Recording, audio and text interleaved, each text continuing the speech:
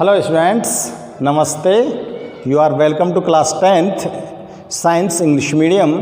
Students, our chapter 7 periodic classification of elements is going on in this chapter. Today we are going to study about ionization enthalpy and also study about the size of anion. Students, previous video में आपको मैंने बताया था the size of cation is less than its neutral atom, but here I say that the size of anion is bigger than its neutral atom. anion की जो size होती है उसके न्यूट्रल एटम से बड़ी होती है और कैटायन की जो साइज होती है उसके न्यूट्रल एटम से छोटी होती है। ठीक है, तो आज हम यहाँ चेक करते हैं कि इसकी साइज बड़ी क्यों होती है। तो देखो स्टूडेंट्स, एनायन कब फॉर्म होता है।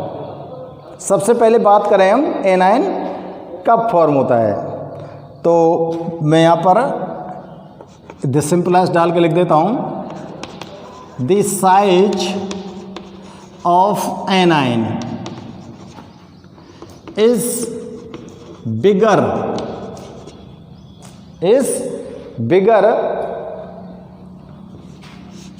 स्पेलिंग सही करो, bigger than it's neutral atom. इसका रीजन लिख रहे हैं अब हम, ठीक है ना। तो सबसे पहले तो हम बात करें किसकी, एनायन की, कि एनायन क्या होता है और इसका फॉर्मेशन कैसे होता है। तो देखो, व्हेन एन एटम accepts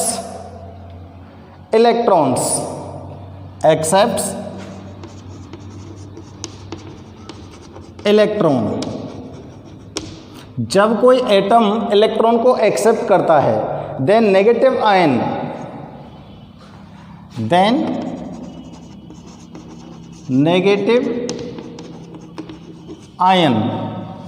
और नेगेटिव आयन को क्या बोलोगे बच्चों, एन आयन इज फॉर्म। तो इस तरह से एनायन फॉर्म होता है।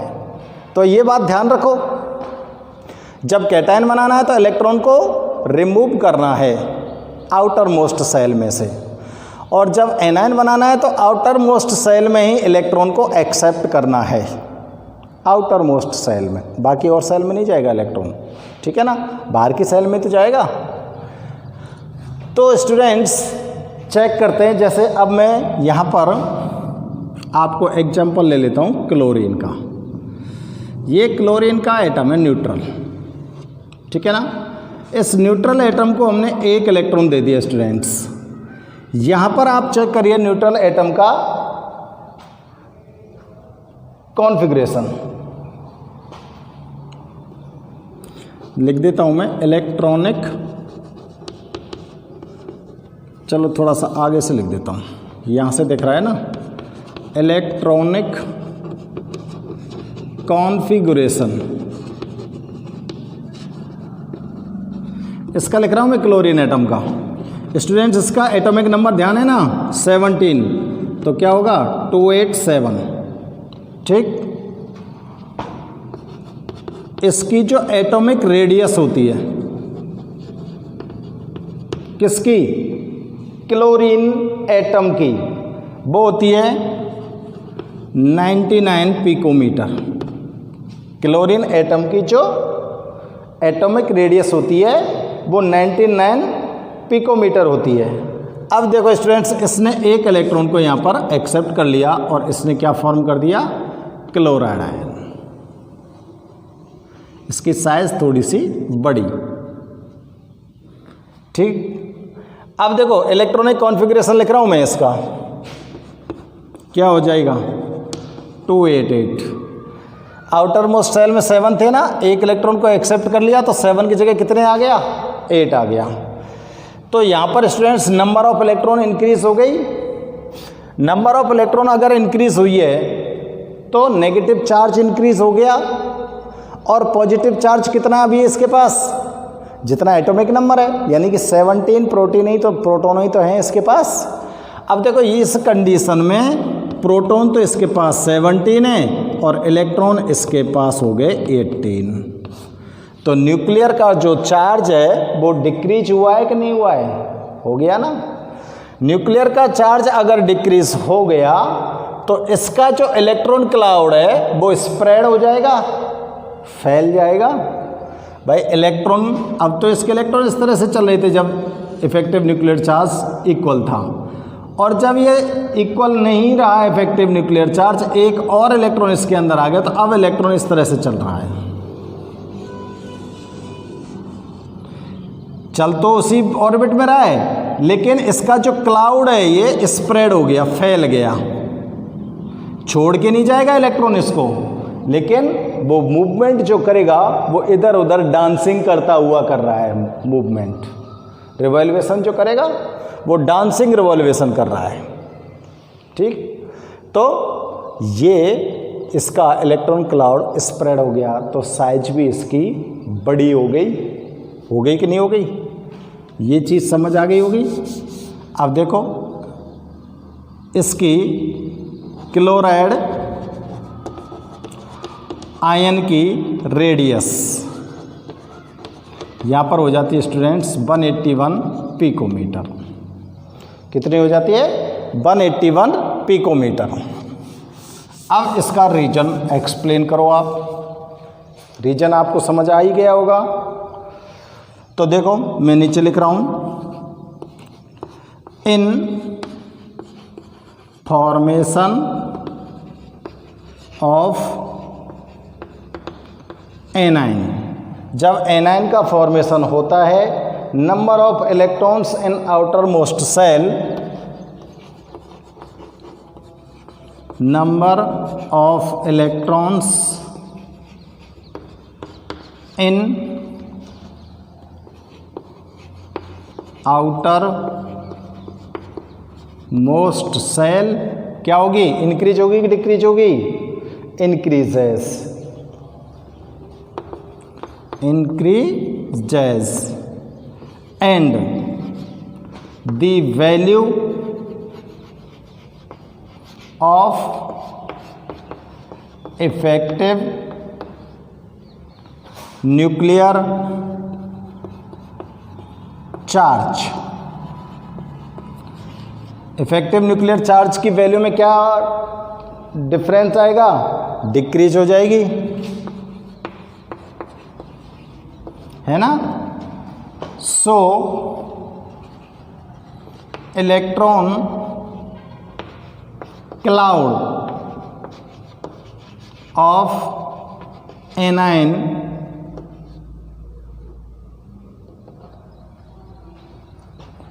इज स्प्रेड,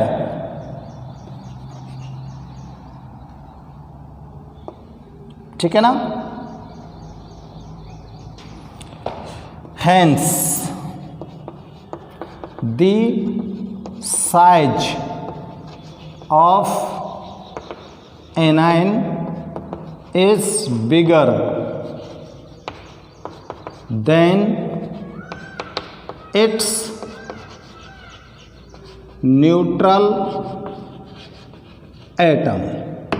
ये रीजन आ गया भैया, समझ आ गया होगा किस तरह से न्यूट्रल एटम से एनाइन की साइज बड़ी हो जाती है, ठीक है ना। और इसी प्रकार का रीजन आपको एक्सप्लेन किया था, कैटायन की साइज किस तरह से स्मॉल रह जाती है न्यूट्रल एटम से, ठीक। तो आप इसको नोट करिए, नेक्स्ट टॉपिक के बारे में डिस्कशन करते हैं फिर।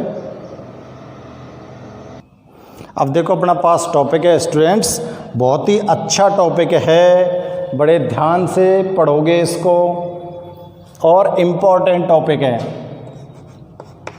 Ionisation enthalpy.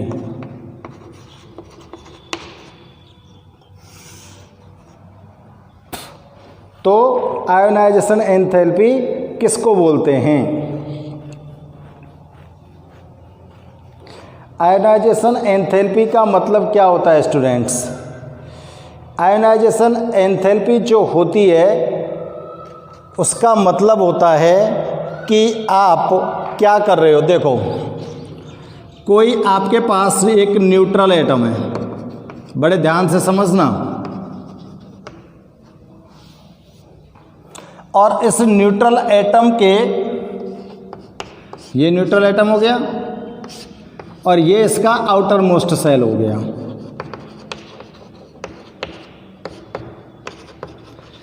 तो इस न्यूट्रल एटम के आउटर मोस्ट सेल के इलेक्ट्रॉन को क्या करना है आपको, रिमूव करना है। यानी कि एक इलेक्ट्रॉन को आपको इसके अंदर से क्या करना है स्टूडेंट्स, आइसोलेट करना है। क्या करना है, आइसोलेट करना है। इट मीन्स एक इलेक्ट्रॉन को आपको इसके अंदर से निकालना है। न्यूट्रल एटम में के आउटर मोस्ट सेल में से एक इलेक्ट्रॉन को रिमूव करना है, और इस इलेक्ट्रॉन को रिमूव करने के लिए जितनी एनर्जी की रिक्वायरमेंट होती है वही एनर्जी आयनाइजेशन एंथैल्पी कहलाती है। दोबारा से बोल रहा हूँ मैं, कोई भी न्यूट्रल एटम है और उस न्यूट्रल एटम की गैसियस स्टेट में, न्यूट्रल एटम की गैसियस स्टेट में उसके आउटर मोस्ट सेल से एक इलेक्ट्रॉन को रिमूव करने के लिए रिक्वायर्ड एनर्जी की जो अमाउंट होती है वही क्या कहलाती है, आयनाइजेशन एंथैल्पी। समझ आ रही बात। जैसे इस इलेक्ट्रॉन को मुझे रिमूव करना है इस आउटर मोस्ट सेल में से, माना मैं इसको 10 किलो जूल पर मोल एनर्जी मुझे देनी पड़ेगी। तो यही स्टूडेंट्स क्या है, इसकी आयोनाइजेशन एंथैल्पी है। ठीक है, आउटर मोस्ट सेल के इलेक्ट्रॉन को बाहर निकालने के लिए जितनी मात्रा में आपको एनर्जी देनी पड़ रही है वही एनर्जी की जो मात्रा है वही क्या कहलाएगी, आयोनाइजेशन एंथैल्पी। समझ आ गई बात। अब अगर मैं इसका पहला इलेक्ट्रॉन निकाल रहा हूँ, इसका पहला इलेक्ट्रॉन निकाल रहा हूँ तो उसे बोलेंगे फर्स्ट आयोनाइजेशन एंथैल्पी। और अगर इसका मैं सेकेंड इलेक्ट्रॉन निकाल रहा हूँ उसको बोलेंगे बच्चों सेकेंड आयोनाइजेशन एंथैल्पी। और अगर मैं इसका चाहूँ कि थर्ड इलेक्ट्रॉन भी बाहर निकालूँ तो उसको बोलेंगे थर्ड आयोनाइजेशन एंथैल्पी। समझ आ रही है बात। पहला इलेक्ट्रॉन निकाल रहे हैं तो प्रथम आयोनाइजेशन एंथैल्पी, दूसरा इलेक्ट्रॉन बाहर निकाल रहे हैं तो दूसरी आयोनाइजेशन एंथैल्पी, तीसरा इलेक्ट्रॉन बाहर निकाल रहे हैं तो तीसरी आयोनाइजेशन एंथैल्पी। ठीक है। अब यहाँ पर एक चीज़ और चेक करो कि कौन सी आयोनाइजेशन एंथैल्पी की मात्रा या अमाउंट ज़्यादा होगी, पहली की ज़्यादा होगी, दूसरी की या तीसरी की, बताओ। सबसे ज़्यादा एनर्जी की रिक्वायरमेंट फर्स्ट में होगी या थर्ड में होगी या सेकंड में होगी। तो यहाँ पर स्टूडेंट्स आपको ध्यान में रखना है सबसे ज़्यादा एनर्जी की रिक्वायरमेंट है थर्ड आयोनाइजेशन एंथैल्पी में, और सबसे कम एनर्जी की रिक्वायरमेंट है फर्स्ट आयोनाइजेशन एंथैल्पी में। समझ आ रही बात। एक छोटा सा फैक्टर आपको समझाता हूँ।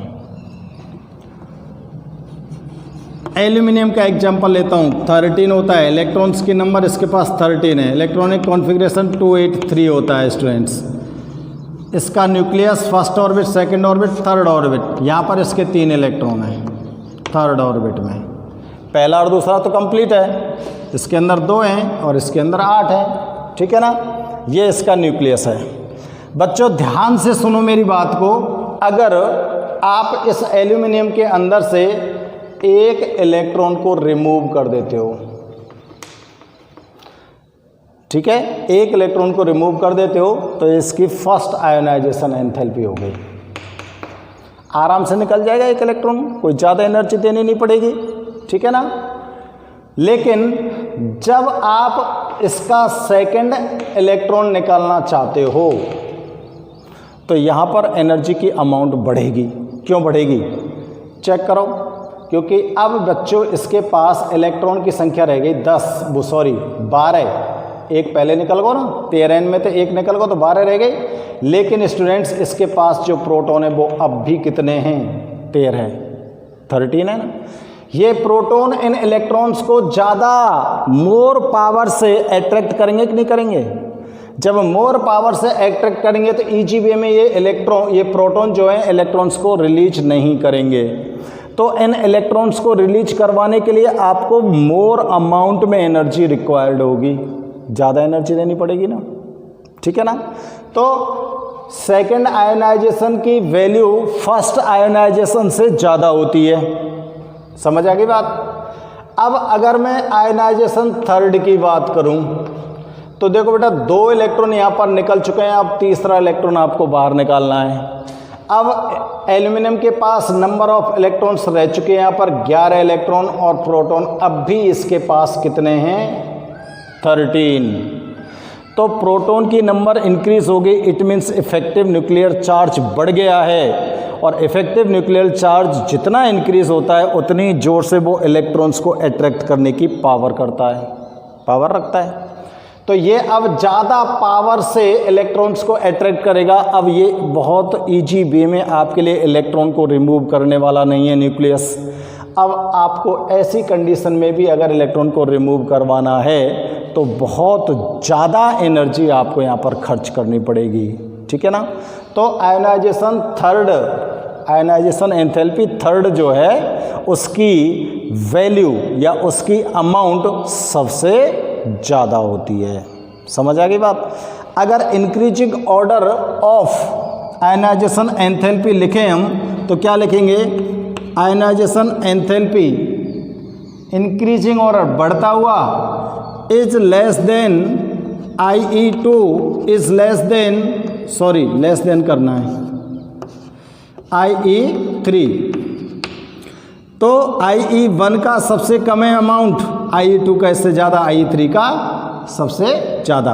IE1 is less than IE2, IE1 कम है IE2 से और IE2 कम है IE3 से। तो सबसे ज़्यादा किसकी हो गई, तो देखो ऐसे लिख दो IE3 is greater than IE2 is greater than IE1, इस तरह से लिख दो। इंक्रीजिंग ऑर्डर ये होगा, डिक्रीजिंग ऑर्डर ये होगा, सबसे ज़्यादा ये, सबसे कम ये, यहाँ पर सबसे कम ये, सबसे ज़्यादा ये, ठीक है ना। तो इस तरह का ऑर्डर भी हमको ध्यान में रखना है, कई बार ये पूछ लिया जाता है, right the increasing order of first second third ionization enthalpy. ठीक है बच्चों, अब मैं आयोनाइजेशन एंथैल्पी को डिफाइन कर दूँ, कर दें डिफाइन, समझ आ जाएगा, ठीक है।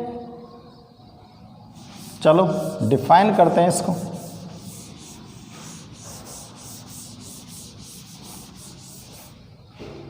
तो देखो students, the energy given to isolate an electron, the energy given to isolate an electron, isolate an electron from a neutral atom, from a neutral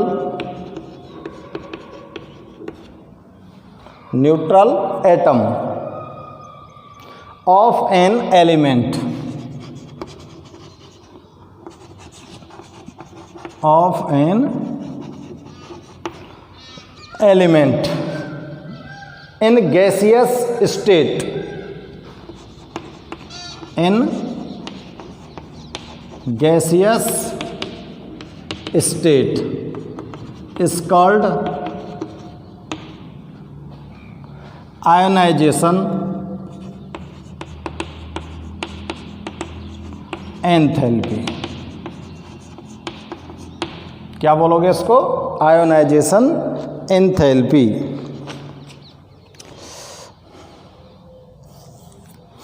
देखो इस प्रोसेस के अंदर हमेशा एनर्जी देनी पड़ेगी, आपको देनी पड़ेगी ना, चाहे पहली चाहे दूसरी हो चाहे तीसरी हो, तीनों कंडीशन में आपको एनर्जी देनी पड़ रही है ना। तो एनर्जी देनी पड़ेगी, तो आयोनाइजेशन एंथैल्पी की वैल्यू जब भी आएगी पॉजिटिव आएगी। क्या आएगी? पॉजिटिव आएगी। ठीक है ना? As energy is given in this process, as energy given in this process, so its value is always, so its value is always positive। हमेशा इसकी वैल्यू कैसी आएगी बच्चों? पॉजिटिव आएगी। ठीक, अब देखो भाई साहब, the energy given to separate first electron, the energy given to separate first electron, क्या बोलेंगे इसको? पहले इलेक्ट्रॉन को सेपरेट करने के लिए दी गई एनर्जी को क्या बोलेंगे बताओ? From neutral atom, from neutral, अभी तक तो न्यूट्रल ही है ना atom, neutral atom is called first ionisation enthalpy. Short में लिख दूं यहाँ है IE1। ठीक है, फर्स्ट आयोनाइजेशन एंथैल्पी, पहला इलेक्ट्रॉन निकले तो first ionisation enthalpy. And energy given to isolate one more electron from cation, and energy given to isolate, energy given to isolate one more electron from, अब ये cation बन गो ना, एक electron निकलने पर क्या बन जाएगा? Cation. Is called second, is called, short में लिख दूं IE2, सेकेंड आयोनाइजेशन एंथैल्पी। ठीक है, समझ जाएंगे ना? और तीसरा इलेक्ट्रॉन निकाल रहा है तो similarly energy given to isolate third electron,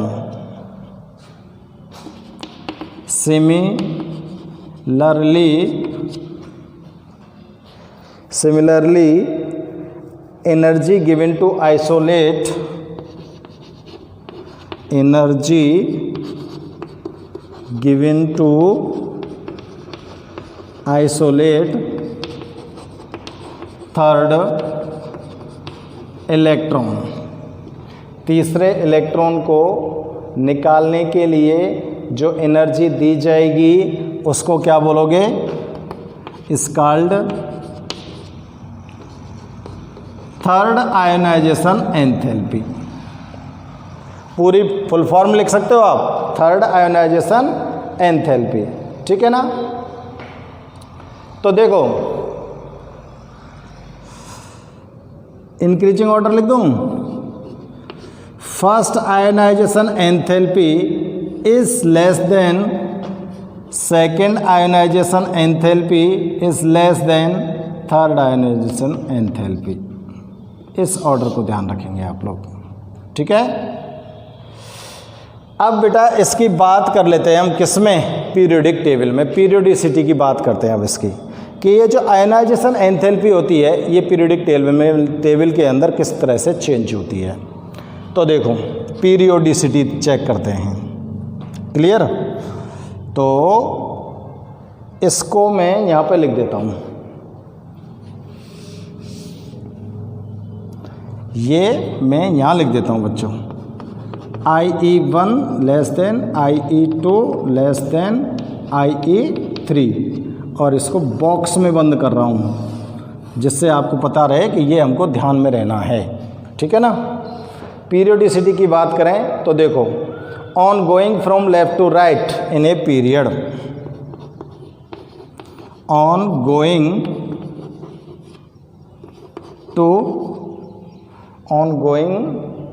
from left to right, from left to right in a period, एक पीरियड में लेफ्ट से राइट जाएंगे तो क्या होगा? The value of effective nuclear charge increases, the value of effective nuclear charge increase होता है ना, increases, so effective nuclear charge increase हो गया तो क्या होगा? So it become difficult to isolate electron, so it become too hard, it become too hard to isolate electron, isolate electron from an atom, atom के अंदर से electron को निकालना बहुत कठिन होता है क्योंकि इफेक्टिव न्यूक्लियर चार्ज बढ़ रहा है, तो आयनाइजेशन एंथैल्पी की अमाउंट भी क्या होगी? बढ़ जाएगी, ज़्यादा ऊर्जा देनी पड़ेगी ना। Hence the value of ionization enthalpy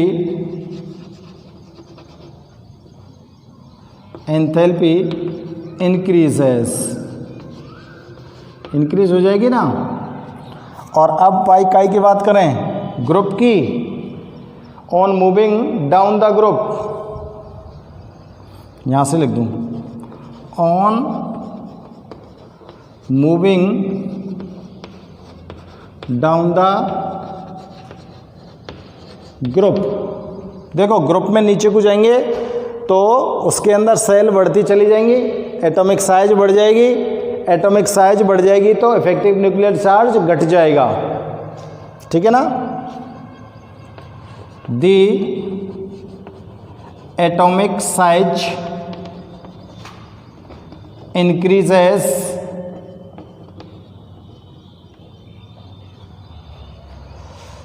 the atomic size increases and due to decrease in effective nuclear charge, due to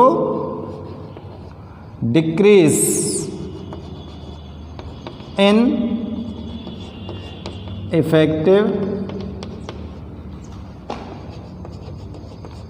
nuclear charge, अब न्यूक्लियर चार्ज का आएगो? डिक्रीज आएगो।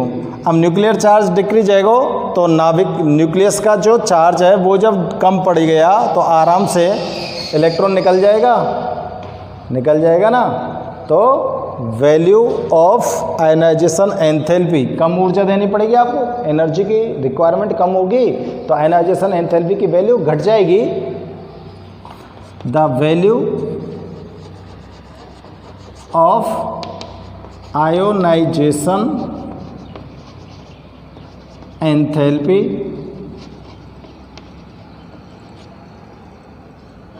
also decreases, दिख रहा है क्या? also decreases, मैं बोल भी रहा हूँ साथ में बच्चों, साथ में मैं बोल भी रहा हूँ, तो कोई वर्ड अगर आपकी समझ नहीं आ रहा हो तो उसको आप आराम से क्लियर कर लो, ठीक है ना।